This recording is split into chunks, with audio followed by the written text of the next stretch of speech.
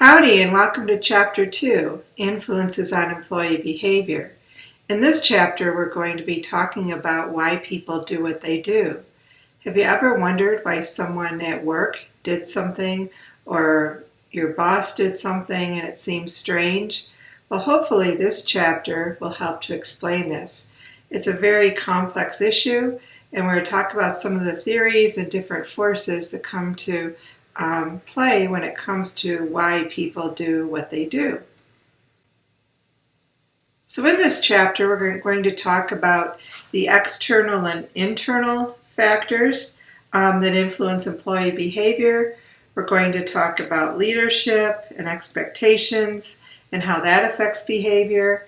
We're going to talk about the impact that coworkers and organizations have on employee behavior.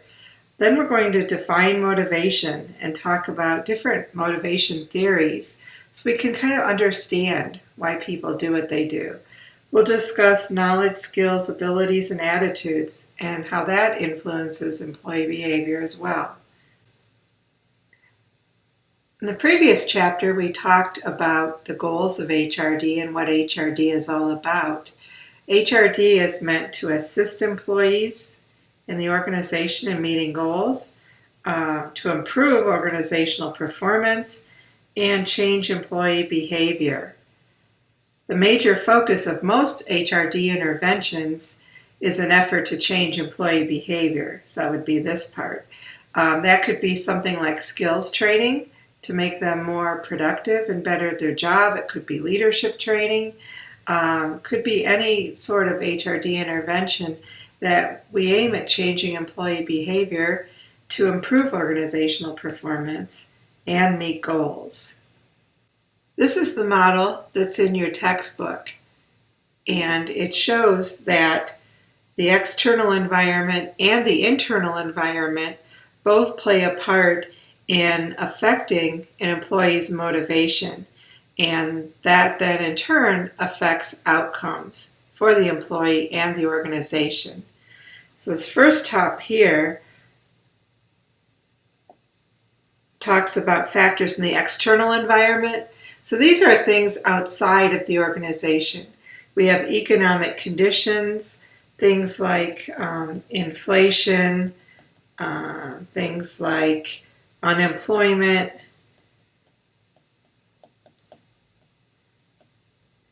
interest rates, whatever going on in the economy.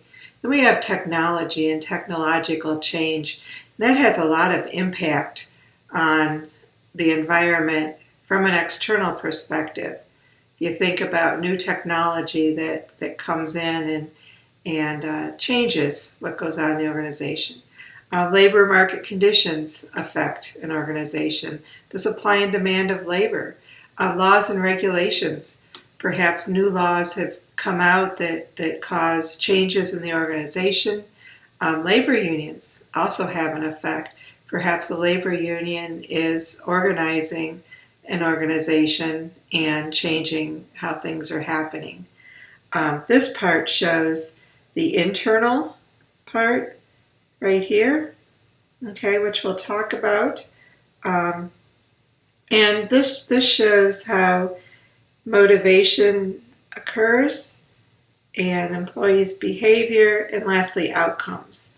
So outcomes could be personal outcomes. This could be pay, recognition. It could be personal outcomes. Organizational outcomes can be things like teamwork, productivity, quality of products, and so on. So we're going to continue talking about this model a little bit. So supervisors are very important in the internal environment. The supervisor is the most important person an employee comes in contact with. And what research shows is more employees quit jobs because of supervisors than any other reason. If you've ever worked for a bad manager, you certainly can identify with that. But supervisors are important because they delegate tasks and responsibilities. They set expectations.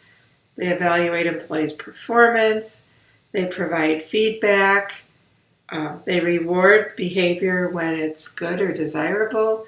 They provide discipline when the behavior is not what's acceptable. Okay, so you can see where supervisors really have to do all these things correctly for an employee to have a positive outcome. One theory about supervisors is the self-fulfilling prophecy or the Pygmalion effect. And I have in week 2 a video that you need to watch that explains this. But basically it amounts to if a supervisor really believes in somebody and supports them and tells them so, that the person will be successful, as opposed to the opposite. So please watch the video. It has a lot of great information.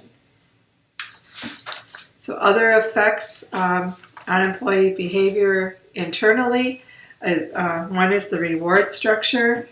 And this has to do with the type of rewards. And they could be material rewards. They could be social rewards. And how are these rewards how are they distributed? Okay, how are they distributed is important. Are they distributed to individual employees? Are they distributed to teams? Are they based on performance? Are they distributed equally to everybody? Okay, so distribution is important. The criteria for the reward distribution, okay? The criteria, or what do employees have to do to earn a reward or get a reward? So what are these criteria? Okay, the culture definitely plays into internally influencing employees. So the culture is a set of values, beliefs, norms, and patterns of behavior that are shared by members in the organization. And this guides their behavior. So the culture is basically set by management, and it allows people to know what's expected. Okay, what is the correct behavior? So we have to know what's expected and how to behave. Okay, this is all part of the climate, of the culture of the organization, and we'll talk a lot about that later in the semester. Job design is also an internal influence. Job design is just how a job's put together with all the basic elements and how those components sort of work together to get a job done. Okay, and the design of the job can definitely affect behavior and motivation. Jobs can be made designed specifically to increase intrinsic motivation, or motivation that comes from within. Okay, so we can design jobs that have more meaning, jobs that are more autonomous, where employees are able to make their own decisions, jobs that have more feedback. All of those jobs can be designed in a way to be more motivating. Okay, coworkers have a huge influence on an employee's behavior. And if you've ever worked anywhere, you know this to be true, because you've worked with people you liked and people you didn't like. Some people were your friends. Okay, so it all kind of plays into this. So coworkers have norms, okay, and this is a guideline for group behavior. Okay, and every organization has this. It's not something that's written down. It's just something that kind of exists.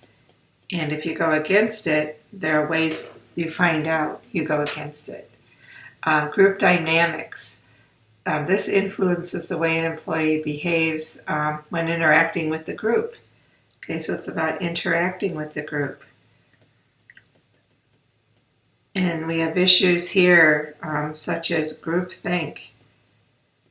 Okay, and groupthink is an interesting concept. This is concerned with where a group makes a unanimous decision, and it's sometimes not a good decision.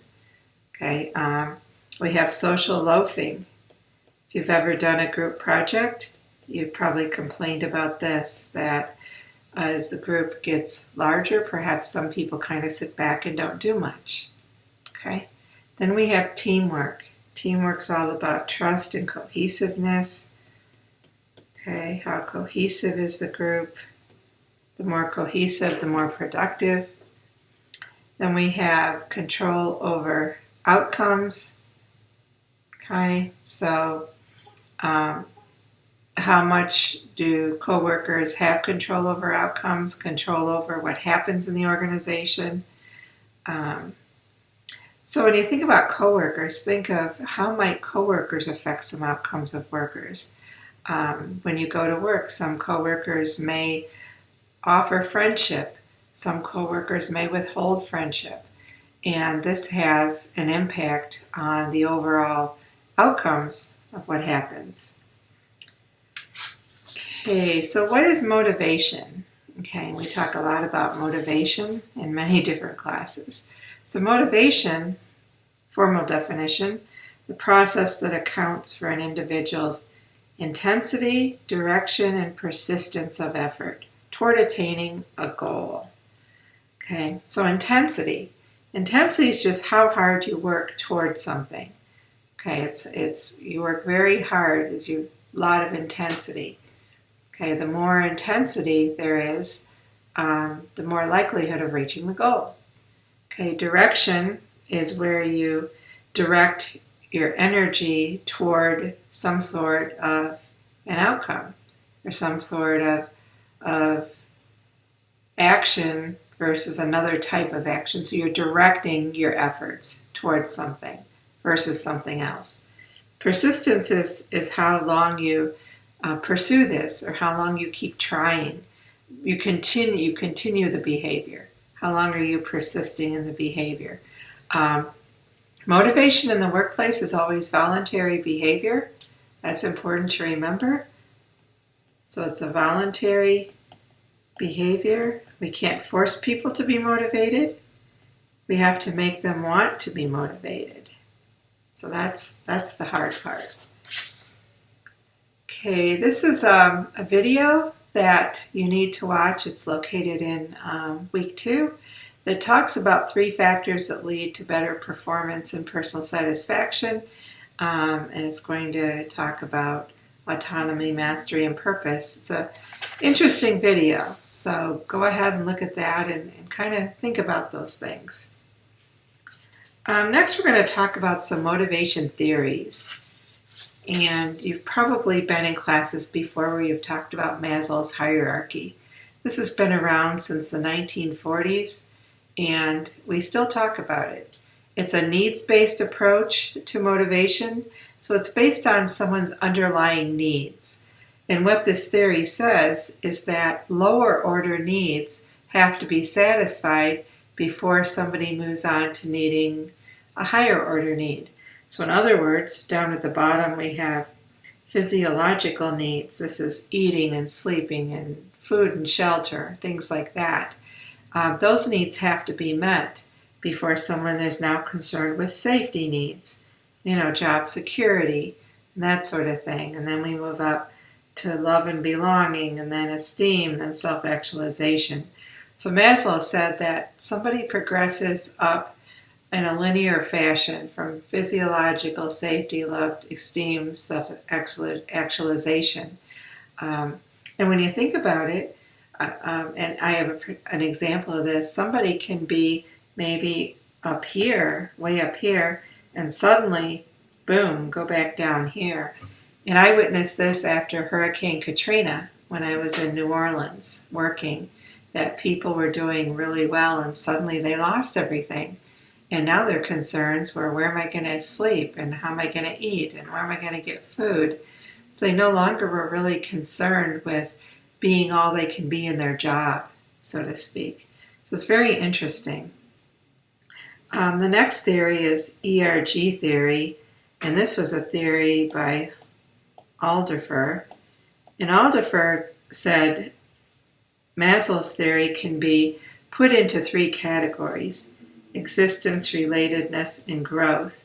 And it's also sort of a linear fashion, but Aldifer said you can go back and forth here. You don't have to do it linear. You could say you're in existence, you could go up to growth, you could come back to relatedness.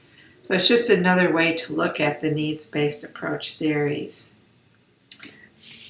Another needs-based approach is the Hertzberg two-factor theory, and we also talk about this as job enrichment. And what this does, it says that there are two types of needs. There's survival and growth. Okay, so survival and growth. And Hertzberg said that survival does not cause people to be motivated if someone has a survival need. Only growth needs motivate. So this does not motivate. Versus growth needs do motivate.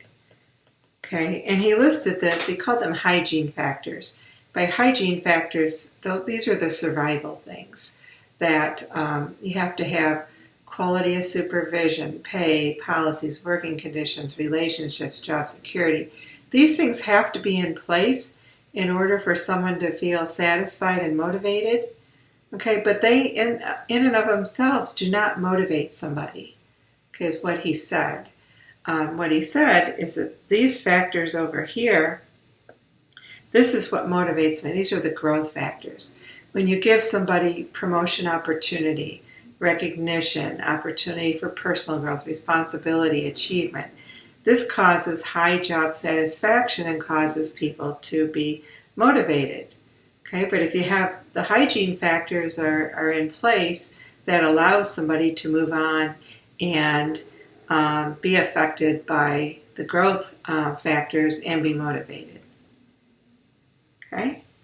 The next theory is expectancy theory, and in this theory,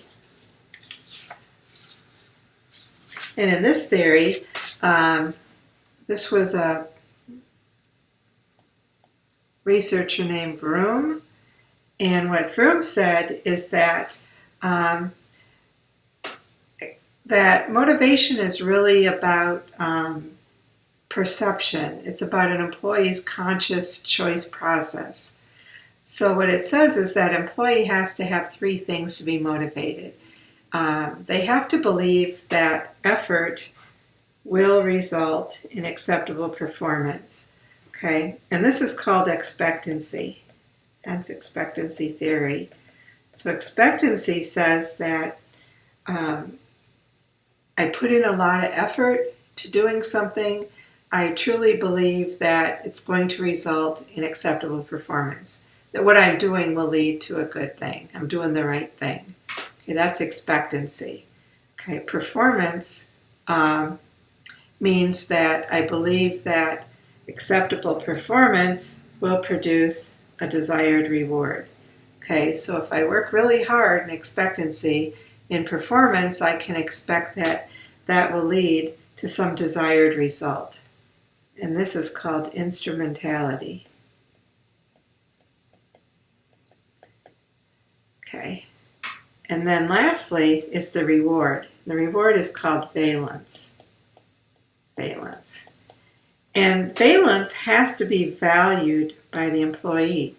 This is what makes everybody different. Perhaps I value additional vacation time. Someone else values possibly a better health insurance plan. So we value different things. And if the reward is a better health insurance plan and I don't value that at all, I'm not going to be very motivated. So we can say this mathematically in a formula. Okay? So we can say that expectancy times instrumentality times valence equals motivation. So what happens when one of these is zero? As you can tell, if any of these are zero, then motivation is zero because we multiply these things. Okay, so that's the Vroom theory. Then we have goal-setting theory. Goal-setting theory talks about how powerful it is to set goals and how motivating it is when we have a goal.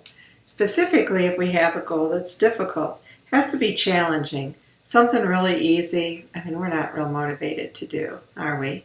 So it has to be something very challenging. It has to be very specific. Okay, we have to specifically know what this is. We have to accept it. We have to accept this goal. We think this goal is important and we really want this goal. We have to be committed. We have to be personally interested in reaching the goals. Okay, and goals have to be also achievable. Okay, achievable. And we have to believe we can achieve it. It'd be very difficult to work on something if we didn't think we could achieve it. For example, I could have the goal of curing cancer this semester. Well, that's pretty honorable. It's certainly difficult. It's specific. I can accept it and commit to it, but it's really not achievable with my skill set. Okay, so that really wouldn't be very motivating under goal-setting theory. Okay, then we have social learning theory. And in social learning theory, and this is Bandura, okay, if you took psychology, you've seen all these things before. So Bandura said that people learn from one another through observing, imitating, modeling. We learn behavior, attitudes, and outcomes of those behaviors, or observational learning. So this is all about watching somebody else, and perhaps I watch somebody in the organization that I look up to, and that person is successful and gets promoted, and I think, wow, if I do what they did, I'll have a similar outcome. Okay, so I would learn from that person. What did they do to get to that point? That would be social learning or observational learning. Then we have equity theory. Okay, equity theory is very interesting. And equity theory states that people want to be treated fairly, and they tend to have a perception about whether they have been treated fairly. So equity theory is completely about perception. And sometimes perception is not really right, but perception is reality for that person. Okay, so it becomes reality. So what this theory says is that each person going into an organization compares themselves to other people. And these people are called, right here, referent others. So what I do is I consider the input I'm putting in. How hard am I working? How much experience I have, my education. That's all my input going in. And then what am I getting out? What is my output? My output would be pay, benefits, recognition, whatever. That's the output.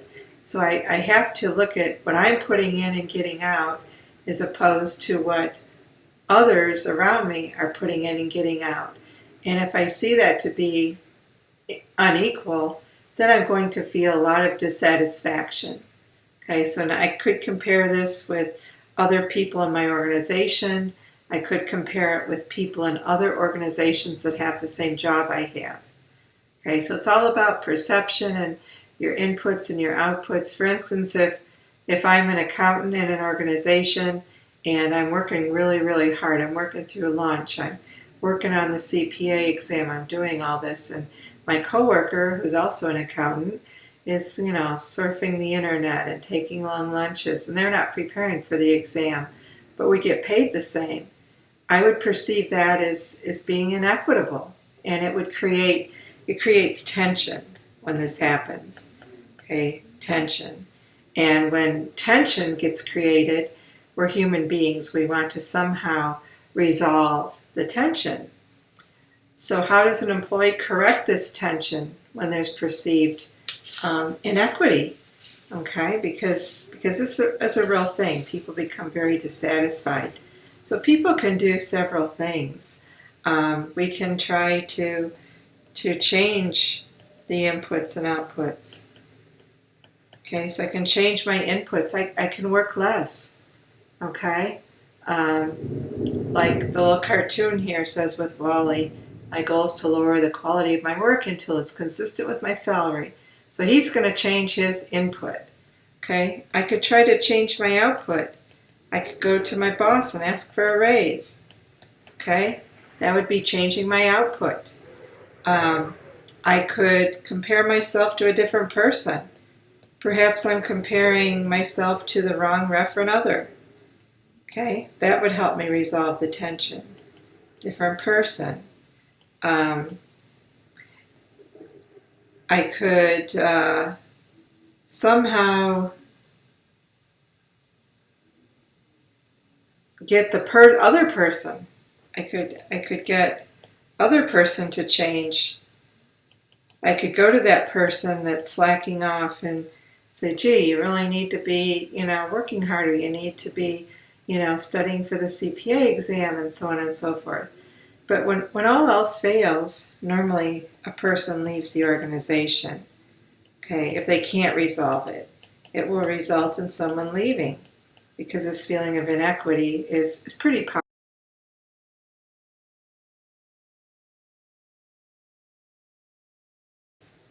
The next theory is reinforcement theory. And reinforcement theory is a non-cognitive process theory that is based on a law of effect.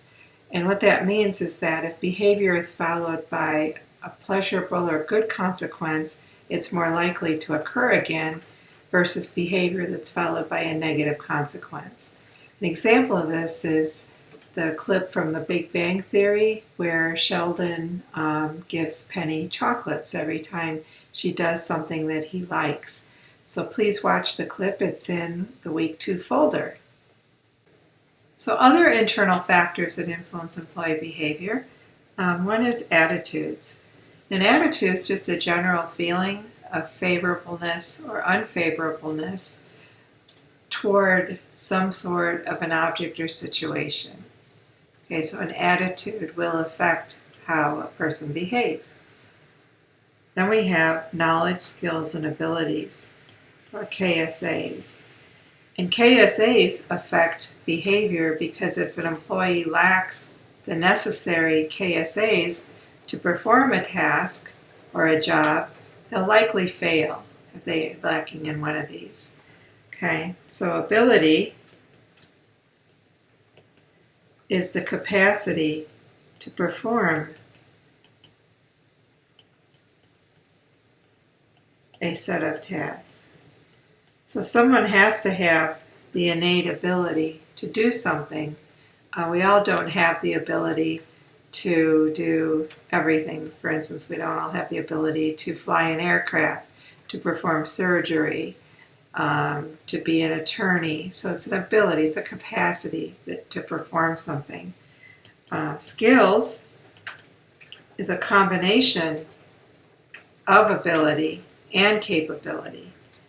So this is ability and capability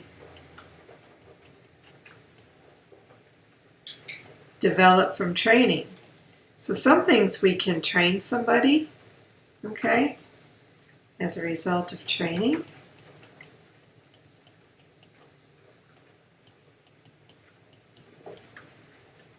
So that would be skills. Okay, so we combine abilities and capabilities that are developed as a result of training and experience as well.